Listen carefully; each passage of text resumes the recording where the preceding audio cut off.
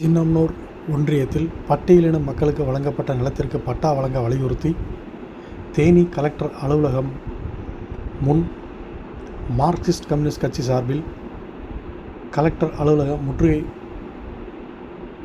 போராட்டத்தில் ஈடுபட முயன்றதால் பரபரப்பு. 5ஆம் தேதி பகல் 12 மணி அளவில் போலீசாருக்கும் மார்க்சிஸ்ட் கம்யூனிஸ்ட் கட்சியினருக்கும் இடையே தள்ளுமுள்ளு ஏற்பட்டது.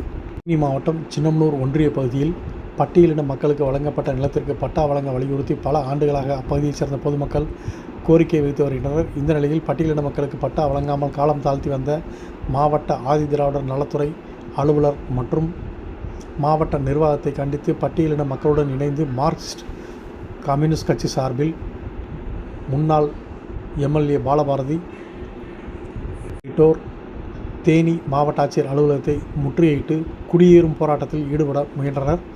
இதற்காக தேனி மாவட்ட ஆட்சியர் அலுவலகத்தில் குடியேறும் போராட்டத்திற்காக வருகின்ற 300க்கும் மேற்பட்ட மார்க்சிஸ்ட் கம்யூனிஸ்ட் கட்சியினர் மாவட்ட ஆட்சியர் அலுவலகத்தில் பாதுகாப்பு பணியில் ஈடுபட்டிருந்த போலீசார் தடுத்து நிறுத்தினர். தொடர்ந்து போலீசாருடன் வாக்குவாதத்தில் ஈடுபட்டு தடையை மீறி கலெக்டர் அலுவலகம் உள்ளே நுழைய முயன்றபோது போலீசாருக்கும் கம்யூனிஸ்ட் கட்சியினருக்கும் இடையே தள்ளுமுள்ளு ஏற்பட்டது. இதில் போராட்டத்தில் ஈடுபட்ட ஒரு சிலருக்கு காயங்களும் ஏற்பட்டதால் பரபரப்பு ஏற்பட்டது. இதனைத் தொடர்ந்து கலெக்டர் அலுவலக நுழைவாயில் கேட்டுகள் மூடப்பட்டு போராட்டத்தில் ஈடுபட்ட நபர்களை போலீசார் தடுத்து நிறுத்தினர். தொடர்ந்து மாவட்ட நிர்வாகத்தை கண்டித்து மார்க்சிஸ்ட் கம்யூனிஸ்ட் கட்சியினர் கோஷங்கள் எழுப்பினர்.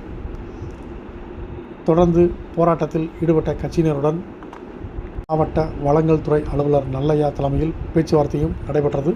இந்த சம்பவத்தினால் மாவட்ட ஆட்சியர் அலுவலக வளாகத்தில் ஏராளமான போலீசார் குவிக்கப்பட்டு பரபரப்பாக காணப்பட்டது.